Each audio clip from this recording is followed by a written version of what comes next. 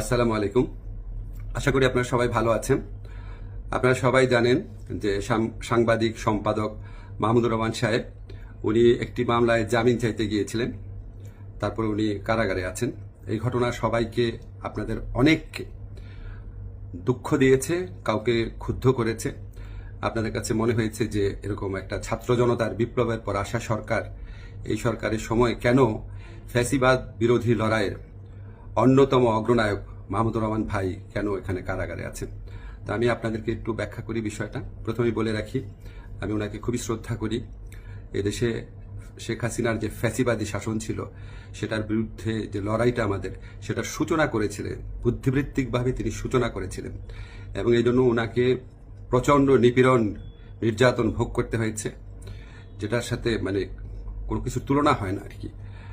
তো ওনাকে একটা অবিশ্বাস্য একটা চরম ভুয়া মামলায় ওনাকে ফ্যাসিস্ট শেখ হাসিনা সরকার ওনাকে শাস্তি দিয়েছিল। ট্রায়াল ইন অ্যাবসেন্সিয়া হয়েছিল, ওনার অবর্তমানে শাস্তি দিয়েছিল।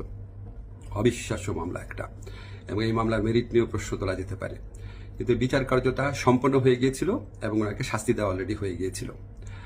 তো উনি যখন এখানে আপনার বাংলাদেশে আসলেন, আসার আগে কিছুদিন আগে ওনার স্ত্রী, আমাদের শ্রদ্ধেয় ভাবি, ওনার বিরুদ্ধেও একটা অত্যন্ত অগ্রহণযোগ্য ভিত্তিহীন মামলা করা হয়েছিল। তো উনি সেই মামলাতে সাজা স্থগিত করে আপিল করার জন্য আবেদন করেছিলেন। এই আবেদন কিন্তু আইন মন্ত্রণালয় অর্থাৎ আমার কাছে আসে না, এটা যায় স্বরাষ্ট্র মন্ত্রণালয়ের কাছে। স্বরাষ্ট্র মন্ত্রণালয় যখন আমাদের অভিমত চেয়েছে, আমরা ইতিবাচকভাবে এটা দেখার জন্য জোর সুপারিশ করেছি। আমাদের এই সুপারিশের ভিত্তিতে মাহমুদুর রহমান ভাইয়ের স্ত্রীর সাজা স্থগিত করে ওনাকে আপিল করার সুযোগ দেওয়া হয়। মাহমুদুর রহমান ভাই যেই মামলায় শাস্তি পেয়ে আজকে জেলে আছেন, এক্স্যাক্টলি এই মামলায় আরেকজন বরেন্দ্র সাংবাদিক শফিক রহমান, ওনারও সাজা হয়েছিল। উনি ঠিক একইভাবে মাহমুদুর রহমান সাহেবের যে স্ত্রী আছে, উনি যেমন আবেদন করেছিলেন যে সাজা স্থগিত রেখে আপিল করার জন্য, উনি একইভাবে সেই আবেদন করেছিলেন। আমাদের আইন মন্ত্রণালয়ের মতামতের ভিত্তিতে শফিক রহমান সাহেবেরও সাজা স্থগিত করে ওনাকে মুক্ত মানুষ হিসাবে আপিল করার জন্য ওনার যে আবেদনটা ছিল সেটা অ্যাপ্রুভ করা হয়। মাহমুদুর রহমান ভাই এটা করেন নাই। আপনারা সবাই জানেন ওনার অত্যন্ত স্ট্রং আত্মসম্মান বোধ, উনি খুব দৃঢ়চেতা মানুষ, খুবই দৃঢ়চেতা মানুষ, প্রচণ্ড দেশপ্রেমিক মানুষ। হয়তো উনার এই সমস্ত ব্যক্তিত্বের কারণে উনি মনে করেছেন উনি কোনো সাজা স্থগিতের আবেদন করবেন না, বা হয়তো যে কোনো কারণে হোক, আমি জানি না, উনি সাজা স্থগিত রেখে মুক্ত মানুষ হিসাবে আপিল করার কোনো আবেদন করেন নাই। ফলে এটা করার কোনো রকম স্কোপ কোনো মন্ত্রণালয়ের, কোনো সরকারের ছিল না। উনাকে যেই আদালত এই ভুয়া মামলাতে উনাকে শাস্তি দিয়েছিল, উনি সেই আদালতে জামিন চাইতে গেছেন।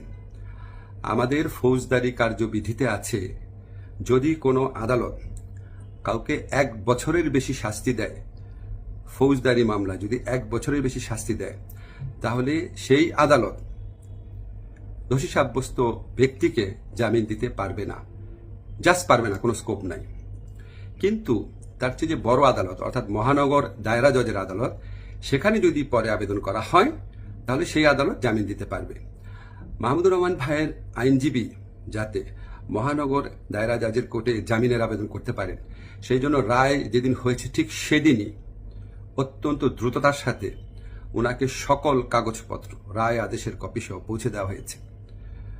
আজকে আমি যখন আপনাদের সাথে কথা বলছি, আজকে হচ্ছে বুধবার, উনি যে কোনো কারণেই হোক উনি জামিনের আবেদন এখনো করেন নাই। জামিনের আবেদনটা করলে ওই আদালতের জামিন দেওয়ার এখতিয়ার আছে এবং ওনার জামিন পাওয়ার পথ প্রশস্ত হবে।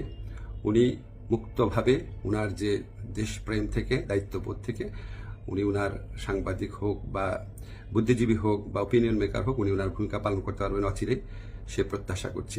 আমি শুধু আপনাদেরকে একটা জিনিস একটু বোঝার জন্য অনুরোধ করছি।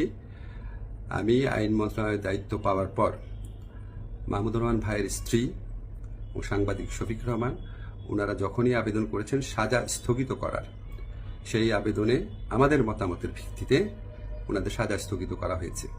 মাহমুদুর রহমান ভাই এই আবেদন করলে অবশ্যই আইন মন্ত্রণালয় থেকে ওনার সাজা স্থগিতের জন্য আমরা সুপারিশ করতাম। আমরা সেই সুযোগ পাই নাই। এখানে আমাদের কিছু করার ছিল না। আমরা মনে করি যে মাহমুদুর রহমান ভাই উনি যত তাড়াতাড়ি, আমরা বলতে আমি নিজের কথা বলছি, যত তাড়াতাড়ি মুক্ত হয়ে আমাদের এই দেশ করার যুদ্ধে উনার জায়গা থেকে নেতৃত্ব দিবেন, তত এটা দেশের জন্য মঙ্গলজনক।